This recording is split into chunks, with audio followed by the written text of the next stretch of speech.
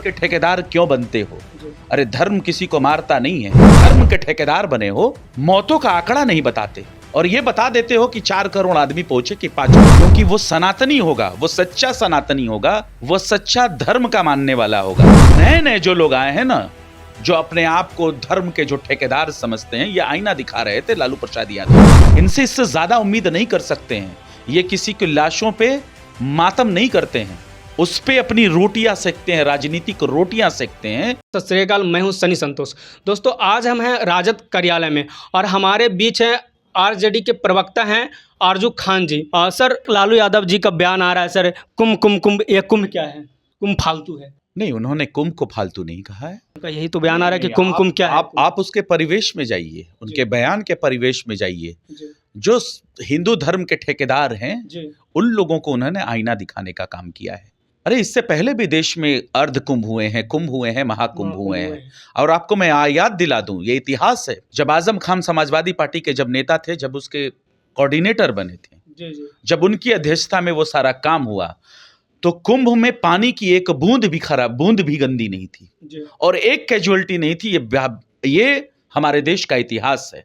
जी, तो ये जो नए नए जो लोग आए हैं ना, जो अपने आप को धर्म के जो ठेकेदार समझते हैं, ये आईना दिखा रहे थे लालू प्रसाद यादव जी जी, कि आप बड़ी बड़ी बातें करते हो, लेकिन आपको सिसकते हुए और आंखों से गिरते हुए आंसू पसंद है।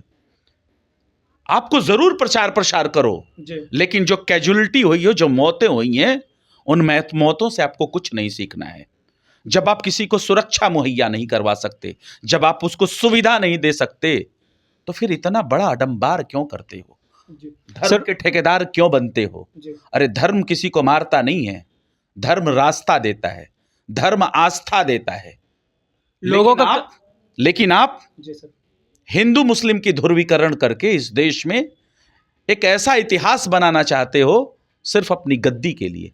मैं बार बार हर चैनल्स पे कहता हूं जी, कि भारत का हिंदू मुसलमान जिस दिन एक हो जाएगा, इनकी गद्दी इनकी खतरे में आ जाएगी। देश में डिवाइड एंड रूल की पॉलिसी भारतीय जनता पार्टी जब से आई है, देश के लोगों पे थोप रही है, जबकि ये अंग्रेजों की विचारधारा थी और उसी की विचारधारा पे भारतीय जनता पार्टी चलती है। लोकतांत्रिक गद्दी पर बैठ के, लोकतांत्रिक पद पे बैठ के देश के हिंदू और मुसलमान को लड़ाती है। इस परिवेश में उन्होंने कहा था, जी, जी, कुंभ के धर्म के ठेकेदार बने हो, मौतों का आंकड़ा नहीं बताते और ये बता देते हो कि 4 करोड़ आदमी पहुंचे कि 5 करोड़। जी। अरे कितने निकम्मे सरकार हो कि मौतों के आंकड़ा आप नहीं पेश कर पाते हो। इसलिए उन्होंने कहा कि कुंभ खराब। और सर, कुछ लोग यहाँ पे बोलते हैं, या जो हिंदू धर्म के या जो सनातन धर्म के जो विचारधारा से मैच करते हैं, वो बोलते हैं कि लालू यादव का जो बयान है ये सनातन विरोधी बयान है।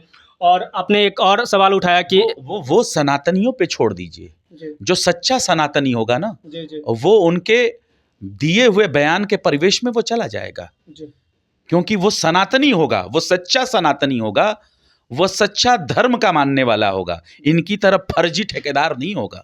इसलिए मैं कहता हूं वो सच्चे सनातनियों पे छोड़ दीजिए आप। सर, जीतन राम मांझी का एक बयान आ रहा है कि हमने तो आज महाकुंभ स्नान कर लिया, पर लालू जी और उनके जो जितने चाहने वाले हैं वो कब आएंगे? जीतन राम मांझी जी से एक बयान ये भी लीजिएगा, जी, गरीब, वंचित, दलित, पिछड़ा, अति पिछड़ा, अगर इनके ऊपर जुल्म होता है तो वो बैठ के करते क्या है? सवाल क्यों नहीं उठाते हैं? अभी क्रीमी लेयर और विदाउट क्रीमी लेयर की बात चल रही थी, इनके अंदर 2 विचारधारा क्यों थी? और इनसे ये भी पूछिएगा कि उनकी जो नूरा कुश्ती चल रही थी नरेंद्र मोदी जी, आदरणीय नरेंद्र मोदी जी के करीब होने की, चिराग पासवान में और जीतन राम मांझी में, उसमें सबसे आगे कौन निकला? ये सवाल उनको सूट करेगा। नहाने न नहाने वाला सवाल उनके ऊपर सूट नहीं करता है। बनते हैं कि हम पिछड़ों और दलितों के नेता हैं और उनके लिए कुछ नहीं करते हैं। अरे इस प्रदेश के, इस देश के गरीब, वंचित, शोषितों का अगर कोई पुरोधा है तो उसका नाम है आदरणीय लालू प्रसाद यादव जी, और उनसे सीखते हैं ऐसे लोग, और उनको भी सीखने की जरूरत है। सर, एक इंडिया गठबंधन के बहुत बड़ी नेत्री हैं ममता बनर्जी जी, वो बोले हैं कि कुंभ को इन्होंने ना मृत्यु कुंभ बना दिया है।